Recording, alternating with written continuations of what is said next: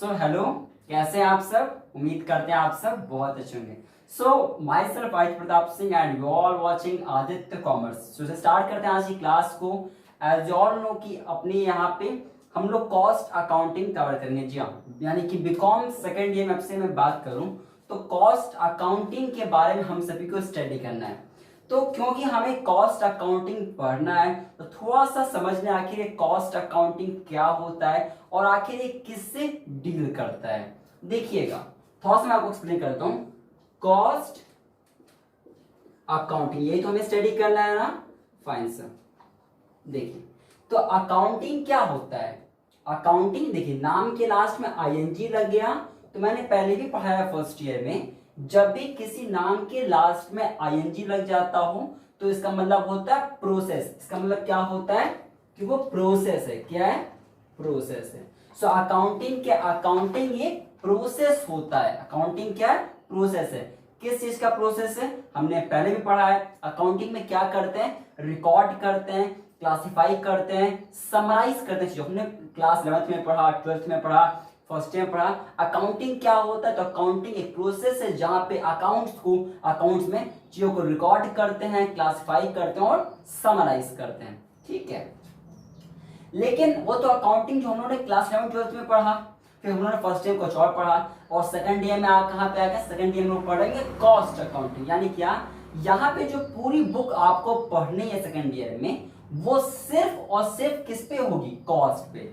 Cost मतलब लागत। यानी आपने कुछ गुड्स बनाया, जैसे ये मार्कर है आपका, तो इस मार्कर को बनाने में यकीनन कुछ कॉस्ट आया होगा, लगा होगा। फाइन सर, तो आखिर इसको बनाने में क्या खर्च आया, क्या कॉस्ट आया, कितना लेबर को देना पड़ा, कितना मटेरियल लगा, क्या क्या लगा, तो इस पूरे चीज को हम लोग पढ़ेंगे सेकंड ईयर में। कॉस्ट अकाउंटिंग, कॉस्ट से जुड़ी सभी चीजों को हम लोग यहाँ पे स्टडी करेंगे। बहुत इंपॉर्टेंट होता है कॉस्ट अकाउंटिंग।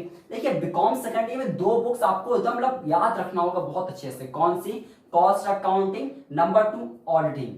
ऑडिटिंग और cost accounting very very important है। अगर आपको फ्यूचर में मानिए आपको सीएमए में जाना है आपको, या अगर आपको मानिए सी आपकी ड्रीम हुआ तो भी यहाँ से क्वेश्चंस अक्सर आते हैं। और ऑडिटिंग और कॉस्ट अकाउंटिंग आपको ये दो बहुत अच्छे से तैयार हो गए ना सेकंड ईयर में, तो समझिए आपका बहुत मेजर पोर्शन तैयार हो जाएगा आने वाली लाइफ में। ठीक है, चलिए तो बात इतना हो गया। और सेकंड ईयर में कॉस्ट अकाउंटिंग पढ़ेंगे, थर्ड ईयर में पढ़ेंगे कॉर्पोरेट अकाउंटिंग। क्या होता है? जिसमें कंपनी के बारे में पढ़ेंगे, कंपनी के शेयर्स के बारे में, कंपनी के बारे में जब हम लोग पढ़ते हैं तो वो होता है कॉर्पोरेट अकाउंटिंग, जिसको हम लोग थर्ड ईयर में स्टडी करेंगे। ठीक है, सेकंड ईयर में क्या पढ़ना है हम लोगों को? कॉस्ट अकाउंटिंग, कॉस्ट से जुड़ी चीजों को। फाइन सर, तो इसमें तो हमारे पास बहुत सारे चैप्टर्स हमें स्टडी करना है एग्जामिनेशन के लिए। ठीक है, लेकिन स्टार्ट में कहां से करूंगा मैं स्टार्ट करूंगा सबसे पहले उस चैप्टर के साथ में जो आपको पढ़ना है, सिंगल और यूनिट और आउटपुट कॉस्टिंग के साथ में। ठीक है, देखा जाए तो प्रैक्टिकल पॉइंट ऑफ व्यू से ये पहला चैप्टर है जहां से क्वेश्चंस बन सकता है आपका। प्रैक्टिकल चैप्टर में बात हूं, जो इससे पहले आपके सिलेबस की चीजें वो थोड़ा थ्योरेटिकल नेचर के होते हैं, ये थोड़ा सा है जो आपका प्रैक्टिकल नेचर बना देता है। ठीक है, चलिएगा फिर मैं देखता हूँ यहाँ पे आखिर क्या होता है सिंगल और यूनिट और आउटपुट कॉस्टिंग। थोड़ा सा बात करते हैं इस चैप्टर के बारे में कि चैप्टर क्या होता है। देखिएगा, सिंगल यानी कि अकेला, यूनिट अकेला, आउटपुट कॉस्टिंग मैं आपको एक्सप्लेन करता हूं। मैंने आपसे कहा कि मैंने सपोज ये कि आप हैं, ठीक है, मैं हूं, तो मैंने आपको कहा कि यार मुझे ये मार्कर चाहिए। ठीक है, आप सपोज कीजिए आप एक सेलर हो। आप क्या हो? आप एक सेलर हो। फाइन, तो मैंने कहा यार मुझे ये मार्कर चाहिए, कितने का दोगे आप क्या करेंगे? आपके जो भी कॉस्ट आए होगा, जो भी आपका कॉस्ट आए होगा उसको बनाने में, आप उसमें कुछ रुपए प्रॉफिट ऐड करके हमें सोल्ड करेंगे। फाइन सर, तो ये जानना नहीं चाहेंगे आप कि आखिर आपको इस मार्कर को बनाने में क्या कॉस्ट आया? सर ऑब्वियस है, हम जानना चाहेंगे कि हमारा इस मार्कर को बनाने में क्या कॉस्ट आया। कहीं ऐसा तो ना हो जाए कि हम कम का सोल्ड कर दें और हमारा ज्यादा कॉस्ट लग गया हो, तो पता तो होना चाहिए। फाइन सर, तो यही चीज वहां पे पढ़ना है फिर। ठीक है, अब इस चैप्टर में क्या पढ़ना है आपको?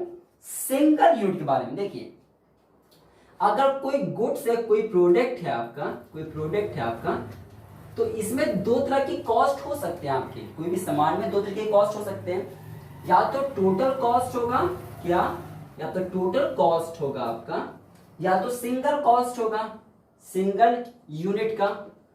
क्लियर है, मैं आपको समझाता हूं। सपोज कीजिए आप एक मैन्युफैक्चरर थे and you have produced, suppose कीजिए कि आप एक क्या है, आप सपोज कीजिए कि आप एक मैन्युफैक्चरर हैं, आप सपोज आप एक होलसेलर हैं, और आपने सपोज कीजिए आपने कितना, आपने इस मार्कर का कितना, मान लीजिए कि आपने 10,000 मार्कर बनाया है, 10,000 मार्कर आपने प्रोड्यूस किया। क्या किया आपने, 10,000 मार्कर आपने प्रोड्यूस किया। तो अगर मैं आपसे पूछूं बताओ मुझे पर यूनिट का, मैंने आपसे क्या पूछा, बताओ मुझे पर यूनिट का कितना कॉस्ट आ रहा है, पर यूनिट का, यानी हर एक मार्कर का क्या कॉस्ट आ रहा है, तो इसे कहते हैं सिंगल यूनिट, सिंगल या फिर आप कहिए यूनिट की कॉस्ट। क्या कहेंगे आप उसको, अगर मैं आपसे कहूं मुझे बताओ आप हर एक मार्कर की क्या कॉस्ट आ रहा है, तो आप इसे क्या कहोगे, आप इसे कहोगे सिंगल कॉस्ट या सिंगल यूनिट का कॉस्ट या यूनिट कॉस्ट बोलेंगे। और जब इसी को मैं आपसे कहूं मुझे पूरा बता दो कितना कॉस्ट आ रहा है आपका, आप कह देंगे टोटल कॉस्ट। क्या कहेंगे आप इसको, आप इसे कहेंगे टोटल कॉस्ट। मैं बात समझ रहे हैं, अगर ये मार्कर है आपका, मैंने पूछा बताओ मुझे इस सिर्फ एक मार्कर को बनाने में आपका क्या कॉस्ट है, तो आप कहेंगे कि मुझे इस मार्कर को बनाने में 10 रुपीस आया है। सो ये सिंगल हो गया जो हमें यहाँ पे पढ़ना है। टोटल क्या होता है, टोटल 10,000 को बनाने में क्या कॉस्ट आता है उसे हम सभी कहते हैं टोटल कॉस्ट। क्लियर है, तो इतने थोड़ा सा थ्योरी हर क्लास में कवर करेंगे और प्रैक्टिकल हर क्लास में थोड़ा थोड़ा सीखेंगे। और इस चैप्टर का प्रैक्टिकल हम लोग सीखना स्टार्ट करेंगे क्लास नंबर 4 से, यानी 3 क्लास तक, 3 क्लासेस तक थोड़ा सा इसको थ्योरी भी समझेंगे और कॉन्सेप्ट्स भी क्लियर करेंगे इस चैप्टर का, और 4th क्लास से इसका न्यूमेरिकल हम लोग स्टार्ट कर देंगे। ठीक है, चलिए आगे मैं पढ़ता हूँ। इतना पॉइंट क्लियर हो गया कि सिंगल कॉस्ट मतलब क्या होता है, इस चैप्टर में क्या पढ़ना है, सिंगल यूनिट के बारे में। अब देखिएगा, तो अब हमने पता चलेगा अपने को कि यार इसमें सिंगल कॉस्ट क्या होता है और क्या कुछ करना होता है। अब बात आता है आपके लिए कि आप कैसे पता करोगे कि आखिर आपका क्या कॉस्ट आ रहा है, आप कैसे पता करोगे कि आखिर आपका क्या कॉस्ट आ रहा है। तो ये पता करने के लिए कि क्या कॉस्ट आपका आ रहा है, क्या ये पता करने के लिए आपका क्या कॉस्ट आ रहा है, क्या करेंगे आप यहाँ पे, आप कुछ निकालना चाहेंगे, क्या आप यहाँ पे कुछ मेजर करना चाहेंगे, क्या मेजर करना चाहेंगे मैं आपको एक्सप्लेन करूंगा, तो ध्यान रखिएगा। देखिए 2 तरह की चीजें होती हैं, देखिए बहुत ध्यान से इधर सुनिएगा। पूरा चैप्टर आपको सिर्फ अगले 2 मिनट्स में समझ में आ जाएगा। इस पूरे चैप्टर में क्या करना है आपको। जो हमारा कॉस्ट होता है ना, ये 2 तरीके का होता है, समझिएगा। या तो वो डायरेक्ट नेचर क्या, या तो डायरेक्ट नेचर का होगा आपका, या तो वो किस नेचर का होगा, या तो वो इनडायरेक्ट नेचर क्या होगा, या तो वो डायरेक्ट नेचर का होगा या तो वो इनडायरेक्ट नेचर का होगा। ध्यान समझेगा, जो भी मेरा कॉस्ट आता है या तो वो डायरेक्ट नेचर का कॉस्ट होगा या तो वो इनडायरेक्ट नेचर कॉस्ट होगा। सर डायरेक्ट मतलब क्या, डायरेक्ट मतलब जो सीधे सिर्फ सामान को बनाने में लग गया, ऐसा कॉस्ट जो सिर्फ और सिर्फ उस गुड्स को बनाने में, प्रोड्यूस करने में लगा, उसको कहते हैं डायरेक्ट कॉस्ट। याद है आप लोग जब क्लास 11th में पढ़ रहे थे तो आप लोगों ने पढ़ा था ट्रेडिंग एमपीएल अकाउंट, याद है आप लोगों को। तो ट्रेडिंग अकाउंट क्या होता है, जो सिर्फ डायरेक्टली सामान से जुड़ा हो, बस वही चीज यहाँ पे, जो टोटली सिर्फ सीधे सामान से जुड़ा होगा उसे कहते हैं डायरेक्ट। क्या बोलते हैं उसे हम सभी कहते हैं डायरेक्ट। इनडायरेक्ट क्या होता है, इनडायरेक्ट मतलब जो डायरेक्टली सामान से ना जुड़ा हो, जो डायरेक्टली ना जुड़ा हो, इनडायरेक्ट नेचर का, यानी कि जो उससे टोटली नहीं जुड़ा, वो किसी और वजह से हो गया, किसी और तरीके से हो गया, इसको बोलते हैं इनडायरेक्ट नेचर का। क्या बोलते हैं इसको बोलते हैं इनडायरेक्ट नेचर का। अब फर्दर ये 3 पार्ट्स में डिवाइड होते हैं। देखिएगा डायरेक्ट कॉस्ट क्या होता है, तो डायरेक्ट कॉस्ट 3 तरीके की होती है, 3 चीजों की होती है। क्या, डायरेक्ट जो आपने बताया मैंने, जो सिर्फ डायरेक्टली सामान से जुड़ा हो, सिर्फ टोटली सामान से जुड़ा हो, तो ये 3 तरीके के होते हैं। क्या मेरे साथ बोलते रहिए, रिकॉल करते रहिएगा। डायरेक्ट मटेरियल होगा, या डायरेक्ट लेबर होगा, या डायरेक्ट कॉस्ट होगा। क्या, या तो डायरेक्ट क्या होगा, या तो वो डायरेक्ट मटेरियल होगा, क्या होगा आपका वो, या तो आपका डायरेक्ट मटेरियल होगा आपका, ठीक है, आपका क्या होगा, आपका जब डायरेक्ट मटेरियल आपका होगा, या आपका वो डायरेक्ट लेबर का होगा आपका कॉस्ट, या तो आपका वो डायरेक्ट एक्सपेंसेस। आपको इस मार्कर को बनाना था, तो मार्कर बनाने में जरूर कुछ ना कुछ इसमें क्या लगा होगा, इसमें क्या लगा होगा, मुझे इसको बनाने में क्या लगा होगा, इसमें आपको इसको बनाने में क्या लगा होगा, आपको इसमें इंक लगी होगी, तो डायरेक्ट मटेरियल हुआ। हाँ सर हुआ। अच्छा, इस बनाने में जब मार्कर बन रहा था तो क्या इसमें लेबर लगाया आपने? लगाया सर, लेबर लगाया था मैंने, तो उसको खर्च किया मैंने, तो डायरेक्ट लेबर, यानी कि उस गुड्स को बनाने में जो कॉस्ट है, क्या उस गुड्स को बनाने में जो कॉस्ट आया, तो डायरेक्ट लेबर। अच्छा, इस गुड्स को जब बना रहे थे तो कुछ और खर्च आया जो इससे सिर्फ जुड़ा था। सर कैसे? मशीन को लगाने में लगा, नहीं लगा? लगा। यानी जो डायरेक्टली इस गुड्स से जुड़ा होगा इसको बोलते हैं डायरेक्ट नेचर। क्या बोलते हैं? उसको बोलते हैं डायरेक्ट नेचर का। ठीक है, यस। तो डायरेक्ट मटेरियल पे, डायरेक्ट लेबर पे, डायरेक्ट एक्सपेंसेस पे जो भी आप खर्च करते हो इसे कहते हैं डायरेक्ट नेचर का। क्लियर है? Fine sir. वैसे ही कुछ ऐसे भी खर्चे होंगे हमारे जो डायरेक्टली सामान से नहीं जुड़े हैं लेकिन तब भी खर्च आ गए। कैसे सर? कैसे यार, इसको बना तो लिया आप मार्कर को, मुझे ये बताओ आप, इस मार्कर को बनाने के बाद इसमें पेंट ना ऊपर से ना वो लेबलिंग करना था, जरूरी था क्या लेबलिंग करना? नहीं सर, जरूरी तो नहीं था, थोड़ा अच्छा दिखेगा, सॉफ्ट लगेगा, तो दिखाने के लिए खर्च किया। क्या वो गुड से जुड़ा था? क्या वो सामान से जुड़ा था? नहीं सर, उसका सामान से बिल्कुल लेना देना नहीं था, लेकिन तब भी आपने खर्च किया। हाँ सर, खर्च कर दिया। इसको बोलते हैं इनडायरेक्ट नेचर का। तो ये भी 3 तरीके के अपने होते हैं। क्या होता है अपना? ये भी 3 होते हैं, इनडायरेक्ट मटेरियल, इनडायरेक्ट लेबर, या इनडायरेक्ट एक्सपेंसेस। क्या? इनडायरेक्ट एक्सपेंसेस क्या होते हैं अपने? Indirect expenses. क्लियर है? देखिए ये क्या है ना, ये इनडायरेक्टली नेचर कहते हैं। अब बनाया, मतलब लेबलिंग लगा दिया आपने, तो लेबलिंग लगाने में उसकी प्रिंटिंग मशीन खरीदनी पड़ी। हाँ सर, खरीदनी पड़ी। पैकेट करके दे रहे हो ना, तो उसका खर्च आया। हाँ सर, आया। तो ये सब फालतू खर्चे हुए। तो लेकिन सामान में जब आप गुड्स को बेचोगे, मुझे बताओ, जब आप इस गुड्स को सोल्ड ऑफ करोगे तो क्या इसका पैसा नहीं लोगे बायर से? सर इसका भी पैसा लेंगे। तो इसका कॉस्ट आपने जोड़ा, लेकिन कॉस्ट आया ना आपका, तो किस नेचर का वो कॉस्ट था? वो आपका कॉस्ट किस नेचर का? आपका कॉस्ट जो इनडायरेक्ट नेचर का आपका वो कॉस्ट है। क्लियर? अपना वो किस तरीके नेचर आपका कॉस्ट है? आपका वो इनडायरेक्ट नेचर का आपका कॉस्ट है। क्लियर है? Fine sir. तो बनाया आपने, तो उसको कलर का लगा रहे, पैसा लिया प्रिंटिंग मशीन का, उसको लेबर को रखा उसके लिए, तो उसका खर्चा हो गया। क्लियर अपना? Fine sir. अब ध्यान रखिएगा, ये अपने होते हैं इनडायरेक्ट नेचर के। पूरा चैप्टर आपको सिर्फ और सिर्फ इस चैप्टर में आपको बस यही बताना कि कौन ये होगा, कौन सा गुड्स इसमें आएगा, क्या चीज इसमें आएगा, क्या चीज इसमें आएगा और क्या चीज इसमें आएगा। द मोस्ट इंपॉर्टेंट पॉइंट आज की क्लास में ध्यान रखिएगा। सबसे इंपॉर्टेंट पॉइंट, जो डायरेक्ट नेचर के खर्च होते हैं हमारे, जो हमारे डायरेक्ट नेचर के जितने हमारे पे खर्चे यहाँ पे लिखे हैं, यहाँ पे मैंने कौन सा, मटेरियल वाला, लेबर वाला या एक्सपेंसेस वाला, तो जो भी डायरेक्ट नेचर के खर्च हमारे जो डायरेक्टली इस सामान से जुड़े होते हैं, इन्हें हम सभी कहते हैं प्राइम कॉस्ट। क्या कहते हैं? Prime cost. क्या कहते हैं? Prime cost. लिख लीजिएगा, वेरी वेरी वेरी इंपॉर्टेंट है। अक्सर एग्जाम में पूछता है, बताओ प्राइम कॉस्ट क्या होता है? आप मेरे साथ बोलिए क्या होता है। डायरेक्ट मटेरियल पे खर्च किया गया पैसा, डायरेक्ट लेबर पे खर्च किया गया, डायरेक्ट एक्सपेंसेस जो किया जाता हो, उसे कहते हैं प्राइम कॉस्ट। क्या कहते हैं? उसे हम सभी कहते हैं prime cost. Similarly indirect material पे, इनडायरेक्ट लेबर पे और इनडायरेक्ट एक्सपेंसेस पे किया गया खर्च को हम सभी क्या कहते हैं? इन्हें हम सभी कहते हैं ओवरहेड। क्या कहते हैं? लिखिएगा, इन्हें हम सभी कहते हैं ओवरहेड। क्या कहते हैं? ओवरहेड। और अगली बार एग्जाम में ये उम्मीद मत करिएगा आपसे कि आपको बोलेगा बताओ इनडायरेक्ट एक्सपेंसेस क्या होता है। क्या बोलेगा वो बोल देगा बताओ इनडायरेक्ट ओवरहेड क्या होता है। तो आपको समझना पड़ेगा कि ओवरहेड मतलब इनडायरेक्ट नेचर की खर्चे। क्या क्या खर्चे हो सकते हैं इनडायरेक्ट के? इनडायरेक्ट में क्या क्या खर्चे होते हैं? तो मटेरियल पे भी होता है, लेबर पे भी होता है और एक्सपेंसेस पे भी होता है। क्लियर है अपना पॉइंट? Fine sir. अब आगे देखिएगा, तो इसमें जो आप लोग को पढ़ना है एग्जाम, इसी के अंदर हम सभी को देखिएगा यहाँ पे। अब देखिएगा, तो इसमें तो कुछ आपको और नहीं करना, इस पार्ट में कुछ आपको नहीं करना, लेकिन इस पार्ट में बहुत कुछ करना है। इस पार्ट में आपको कुछ और नहीं करना, लेकिन इस पार्ट में बहुत कुछ करना है। कैसे सर? तो ये तो समझ गए आप कि इनडायरेक्ट मटेरियल होता है, इनडायरेक्ट लेबर, इनडायरेक्ट एक्सपेंसेस। ठीक है।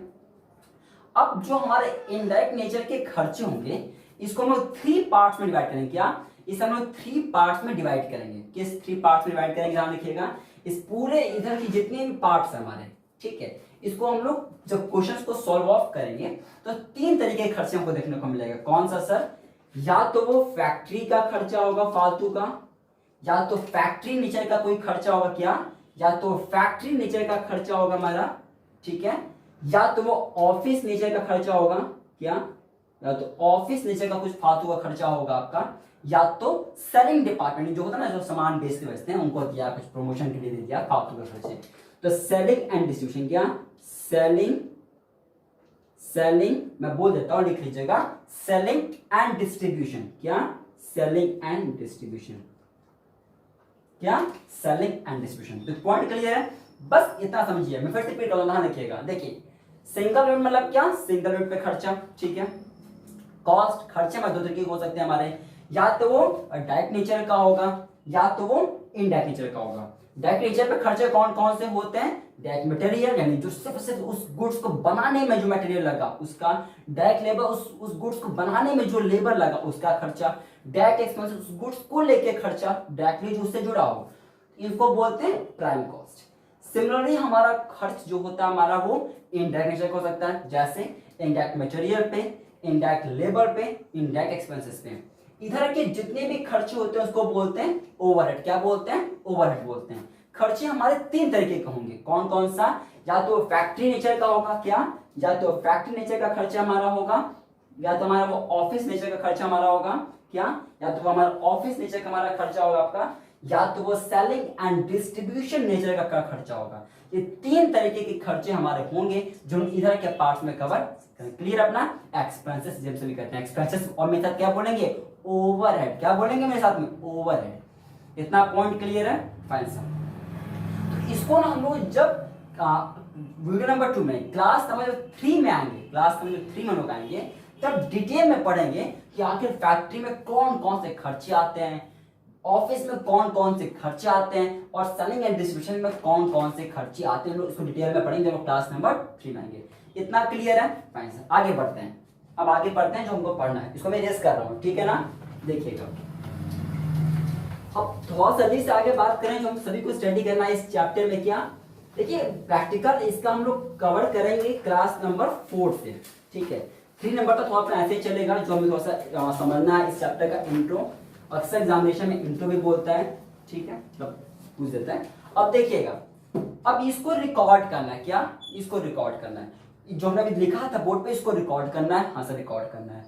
तो इसको रिकॉर्ड करने के लिए इस चैप्टर में हम लोग क्या बनाएंगे? इसको जो हमने लिखा ना, इसको रिकॉर्ड करना है ना। हाँ सर, रिकॉर्ड करना है। तो इसको रिकॉर्ड करने के लिए हम लोग क्या बनाएंगे? बैलेंस शीट ना, बैलेंस शीट नहीं बनाएंगे। इसी को रिकॉर्ड करने के लिए हम लोग बनाएंगे इस चैप्टर के अंदर में कॉस्ट शीट। क्या बनाएंगे? हम लोग बनाएंगे कॉस्ट शीट। क्या बनाएंगे? हम लोग इस चैप्टर में बनाएंगे कॉस्ट शीट बनाएंगे।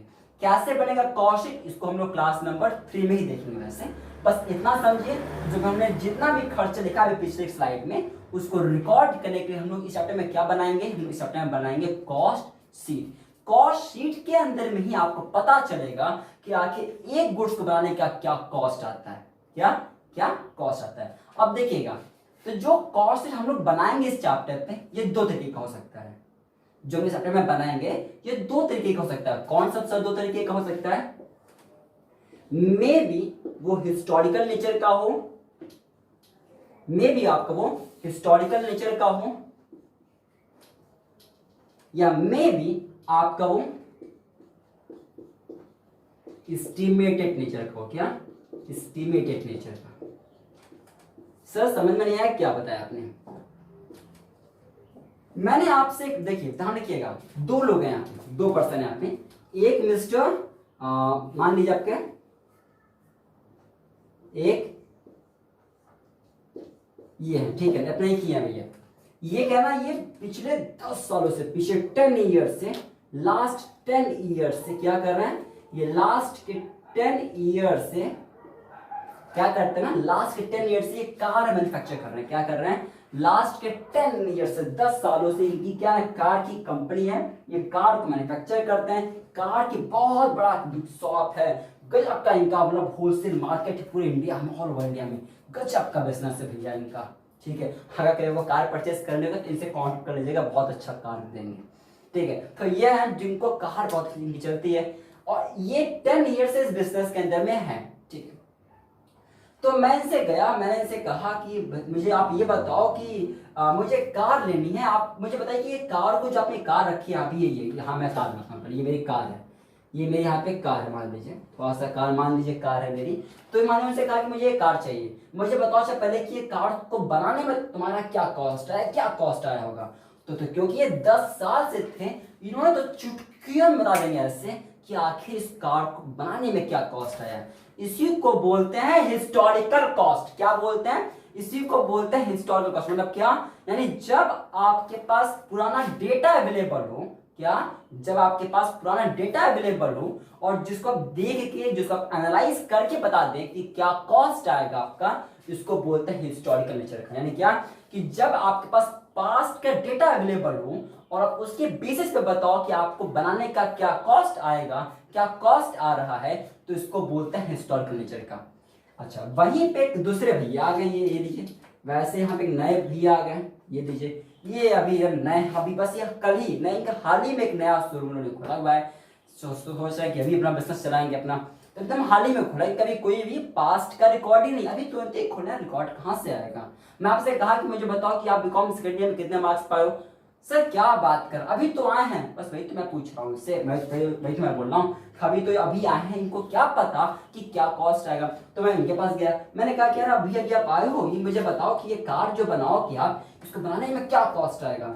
तो क्या इनके पास डेटा था? नहीं सर, डेटा इनके पास तो प्रीवियस का है नहीं, तो ये क्या कहेंगे, अनुमानित, यानी क्या, एक एस्टिमेटेड कॉस्ट बताएंगे। हाँ सर बताएंगे। तो जो ये एस्टिमेटेड कॉस्ट बताएंगे वो होता है एस्टिमेटेड नेचर कॉस्ट। क्या होता है अपना, वो होता है एस्टिमेटेड नेचर कॉस्ट, यानी जब एक अनुमानित डेटा बताया जाता हो तो उसको बोलते हैं एस्टिमेटेड नेचर। तो हम लोग कॉस्ट शीट जो बनाएंगे इस चैप्टर में, वो दो तरीके हो सकता है आपका, या तो हिस्टोरिकल नेचर का, यानी जब आपके पास क्वेश्चन में देख रखेगा पुराना डेटा क्या अवेलेबल है, या फिर क्वेश्चन आपको बोलेगा कि आप एस्टिमेट लेके चलो, तो वो यहाँ करा जाएंगे हम लोग। तो ये दो चैनल इसको कवर करेंगे। फाइन, सो होप सो आप समझ में आया। आज की क्लास को इतना ही रखते हैं। आज हमने क्या पढ़ा फर्स्ट क्लास में, आखिर कॉस्ट शीट क्या होता है, हमने देखा कि मटेरियल लेबर एक्सपेंसेस क्या होता है, हमने इसको कवर कर लिया। फाइन, हमने ये भी देख लिया कि कॉस्ट शीट किस तरह के हम यहाँ पे बनाएंगे। फाइन, तो अगली क्लास में हम मिलेंगे यहाँ पे कुछ और इंपॉर्टेंट चीज में। So till bye, take care, all the very best future. मैं आपसे रिक्वेस्ट कर रहा हूँ, आप क्लास से ले रहे हैं यहाँ पे, सो आप एक सेपरेट कॉपी बनाइएगा, कंप्लीट कॉस्ट अकाउंटिंग को बहुत अच्छे से पढ़ेंगे लोग। All the very best.